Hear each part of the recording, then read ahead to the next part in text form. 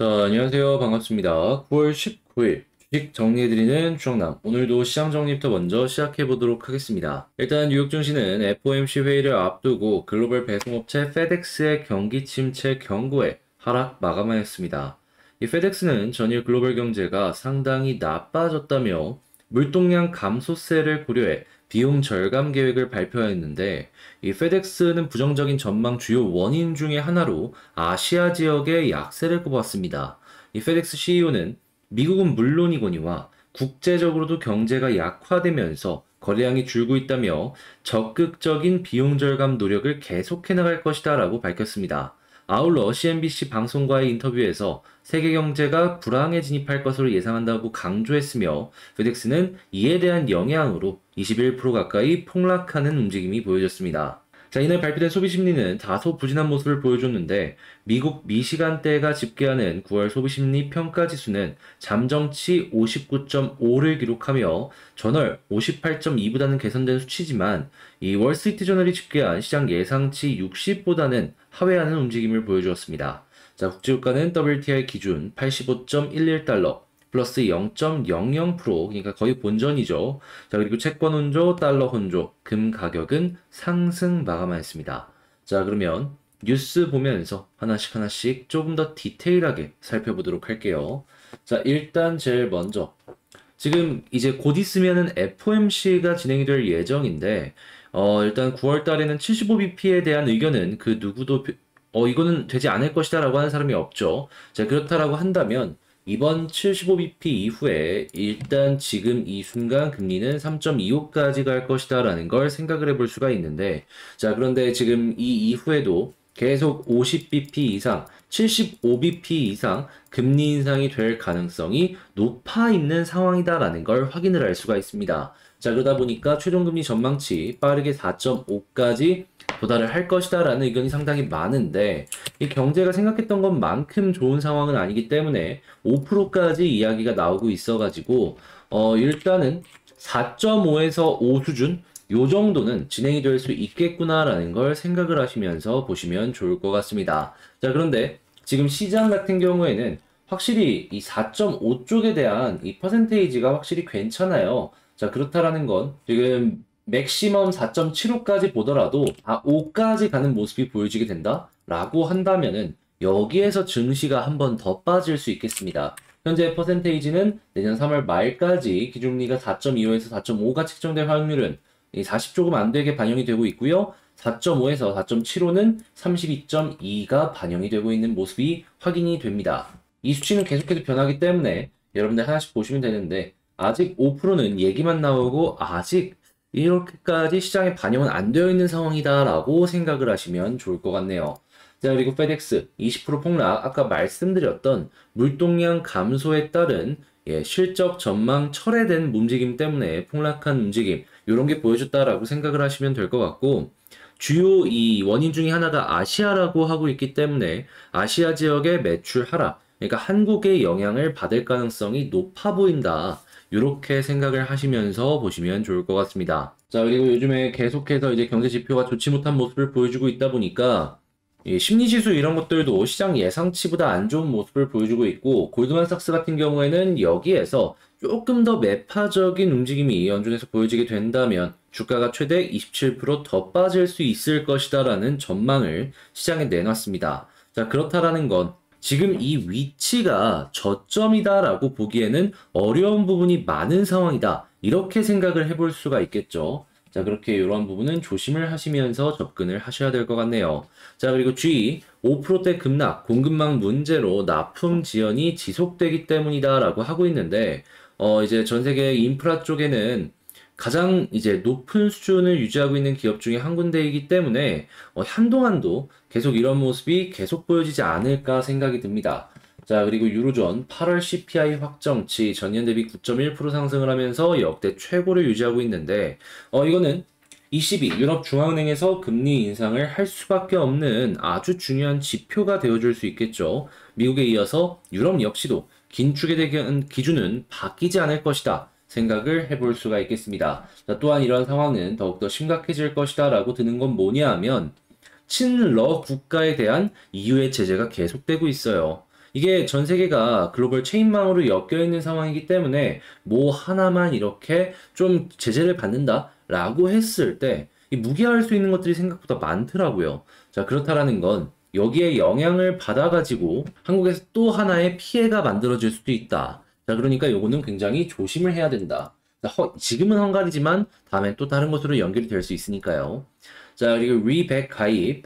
이 삼성전자 가능한 모든 수단 고려해서 재생에너지를 확대할 것이다 라고 의견을 추가적으로 밝혔습니다. 자, 저번 주부터 계속해서 말씀드렸던 삼성전자의 리백, 요 관련해서 하청업체들까지도 계속해서 여기에 엮여 들어갈 것이다 라고 말씀을 드렸었는데요. 예, 확실히 이렇게 의견을 꾸준하게 보여준다는 건 이걸로 진짜로 간다라는 걸로 이제 100% 생각할 수 있기 때문에 우리는 여기에 맞춰서 관련 수혜주가 뭐가 있나 한번 살펴보면 좋을 것 같습니다. 뭐 수처리부터 시작해서 공기처리 뭐 여러 가지 이렇게 다 볼 거 많잖아요. 자, 하나씩 하나씩 주목하시면 괜찮겠네요. 자, 그리고 마지막으로 미국 울트라 스텝 땐 한국 빅스텝 해야 된다. 53% 얘기하고 있다. 금리 3% 넘을 것 76% 지금 얘기를 하고 있는데 진짜 이거는 저는 과감하게 이 투자를 하는 입장으로서 얘기를 해보자면 일단 미국보다는 금리가 더욱더 우리가 높아야 되지 않을까. 그래야지 일단 원달러가 안정이 됩니다. 그리고 원달러가 안정이 돼야지 한국에 외국인 투자가 다시 들어오기 시작해요. 자, 그런데 지금 역전이 돼 있다 보니까 달러로 계속 가는 거잖아요. 환차손이나 이런 것들이 계속 생기다 보니까. 자, 물론 한국은 다른 뭐 일본이나 이런 데랑은 좀 다를 수밖에 없는 거는 우리는 가계부채가 너무 많아요. 그래서 금리가 올라가면 이 가계부채가 폭발할 것이다 라고 생각되는 부분들 때문에 정부에서 정말 조심을 한다라고 볼 수는 있겠지만 주식하는 입장에서는 좀 따라가 줬으면 하는 바람이 조금 클 수밖에 없겠죠. 자, 그래서 환율 안정을 위해서 정부가 계속 이걸 따라가 줄 수 있을 것인지에 대해서 우리 한번 같이 봤으면 좋겠고, 만약에 또 속도 안 내고 그냥 뒤쳐져가지고 차근차근 간다 이 얘기하면은 그냥 수출 기업만 봅시다. 딴 거 볼 필요 없습니다. 원달러 환율 올라가면은 수출 기업들은 또 좋거든요. 얘네들 위주로만 보면 된다. 이렇게 정리해 볼 수 있겠습니다. 일단 정리를 마치도록 할 텐데, 한 가지만 더 말씀을 드리자면, 지금 이 FOMC는 9월인데 한국 금통위는 10월입니다. 9월에 금통위 제가 없는 걸로 알고 있는데, 자, 그렇다라는 얘기는 여기서 FOMC 또 올라가게 된다면 10월 달에 이 갭은 더욱더 벌어질 수밖에 없다라는 것이고, 외국인 매도세는 더욱더 커질 수 있다라는 것이죠. 이거는 막기 위해서 한국에서 정부 차원에서 금융 조금 이렇게 많이 관리를 해주는 직접 조작 이런 거 아니면은 막기가 힘들지 않을까 싶네요. 그래서 1,400원 이상으로 올라갈 수 있으니까 이러한 부분은 여러분들 감안을 하시면서 살펴보시면 좋을 것 같습니다. 자, 이렇게 시장 정리만 싹 해봤는데 도움이 되었다라고 생각을 하신다면 구독과 좋아요, 알림 설정 한 번씩 부탁을 드리고요. 그리고 이제 이렇게 말씀드린 내용들 같은 경우에는 장 시작 전에 시장 정리 이렇게 올려드리고 있으니까 자, 이런 거 공부해보고 싶다라고 하신다면 저랑 같이 텔레그램 방에 들어오셔가지고 조금씩 좋은 결과 만들어 가셨으면 좋겠네요. 자, 그럼 텔레그램 링크는 어디 있냐? 영상 소개란에 있으니까 클릭 한번 하시고 들어오시면 되겠습니다. 자, 현재 주정남의 멤버십 운영이 완전히 바뀐 상황으로 진행이 되고 있습니다. 자, 현재 코스피 코스닥 상황이 좋지 못하다 보니까 좋은 종목은 이 수급 쏠림 현상 때문에 계속 좋은 모습을 보여주고 있고, 그렇지 못한 기업들은 유동성 문제로 인해서 생각보다 좋지 못한 모습을 보여주고 있는데, 저 같은 경우에는 지금 당장은 유동성 문제로 인해서 아쉬운 모습을 보여줄 수는 있더라도 나중으로 조금 더 중장기적으로 놓고 봤을 때 수익 극대화할 수 있는 이러한 종목을 찾아보고 있는데요. 멤버십을 통해서 좋은 종목, 그리고 기업 선정, 그리고 리포트도 읽으면서 여러분들과 하나씩 분석을 하며 스윙 투자, 그러니까 장기적으로 놓고 봤을 때 좋은 수익을 볼 수 있는 컨셉으로 하나씩 멤버십을 운영하고 있으니까요. 요것들 여러분들 같이 해보고 싶다라고 생각하신다면 구독 옆에 가입하기 한 번씩 고려를 해주셨으면 좋겠네요. 제가 이번에 가지고 온 종목은 두산 에너빌리티를 가지고 왔습니다. 솔직히 좋지 않습니다. 네. 일단 빠르게 오늘 이 가격에서 회복해주는 모습이 보여지지 않고 이게 계속해서 시간이 끌린다? 라고 한다면 여기서 추가적인 급락이 나온다라는 건 아니지만 여기에서 지켜주는 거랑 이 아래로 빠지는 거랑 비교를 했을 때 시간이 더욱더 많이 걸릴 수밖에 없습니다. 자, 그러면 지금 여기서 우리가 준비를 해야 되는 건 도대체 어떤 게 있는지 하나씩 살펴보도록 할게요. 자, 일단 가장 먼저 두산이 이렇게까지 빠지는 이유에 대해서 하나 생각을 해보자면, 총정리를 했을 때 일단 첫 번째 같은 경우에는 블락딜로 인한 이 투자 심리가 많이 꺾였다는 거, 요거를 일단 첫 번째로 꼽아볼 수가 있고, 그랬을 때 하필 시장이 꺾이기 시작한 겁니다. 특히나 최근에 이거 보신 분들은 아시겠지만 원달러의 급등 같은 경우에는 외국인 투자에 이 감소를 이끌 수밖에 없을 것이고, 자, 이러한 부분들은 이 시장의 대형주든 소형주든 부담으로 작용을 할 수밖에 없는 것이죠. 자, 그러다 보니까 두산 에너빌리티는 크게 이 두 가지로 인해서 아무리 사업적인 실적이 좋다라고 하더라도 안 좋은 흐름이 엮이면서 빠졌다, 이렇게 볼 수 있을 것 같은데요. 솔직하게 첫 번째 투자 심리 같은 경우에는 일단 많이 거리상으로도 멀어져 있는 상황이기 때문에 그냥 그럭저럭 넘어갈 수 있는데, 이제 문제는 이 두 번째다라고 저는 보거든요. 왜인지에 대해서 말씀드리자면,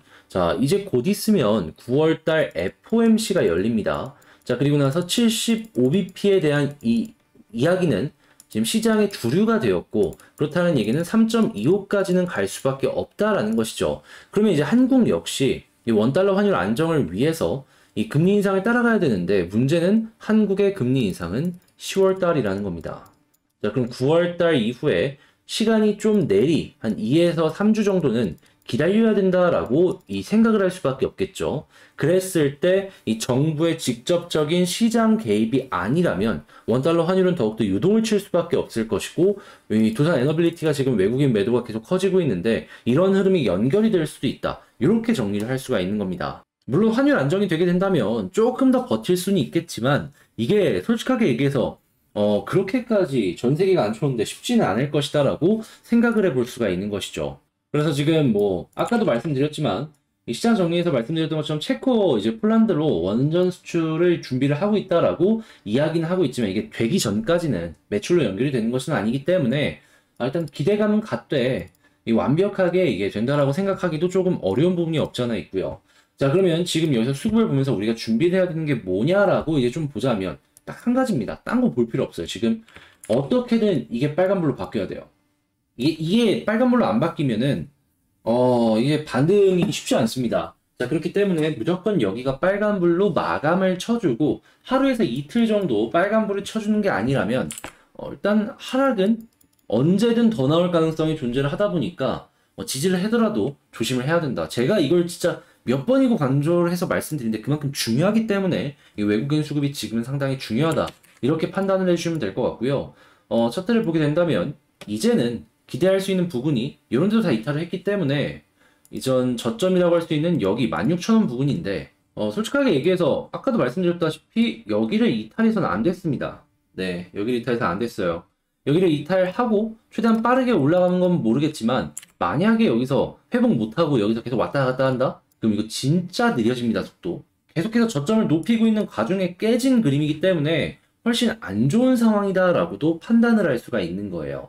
근데 만약에 올라가는 모습이 보여진다 라고 한다면 일단 10일, 20일, 60일 여기 돌파하기 전까지는 횡보하는 거 조금 더 편안하게 봐도 되고요. 만약에 그게 아니다 라고 한다면은 일단은 481선 넘는 것도 굉장히 힘들어질 겁니다. 그리고 481을 못 뚫게 된다면 진짜 이평선의 우하향, 이러한 그림 때문에 조금 더 빠졌다가 횡보하고 다시 올라가는 이러한 그림이 나올 수 있는 것이죠. 그래서 방금 말씀드린 내용들을 가지고 총정리를 해보자면, 일단 첫 번째, 이 환율 때문에 10월 중순까지 조금 힘들 수 있다. 자, 두 번째, 차트상으로 놓고 두 번째, 수급상으로 봤을 때 외국인 매수 안 들어와 주게 된다면 이런 하락 계속 나올 수 있으니까 이 횡보를 한다라고 하더라도 이거 안 나오면 조심해라. 자, 그리고 세 번째, 차트로 봤을 때 현재 위치에서 어쩔 수 없이 조금 느려지는 건 생각을 해야 된다. 그런데 만약에 현재 위치에서 이전에 저점 부분을 다시 회복하는 모습이 보여지게 된다면은,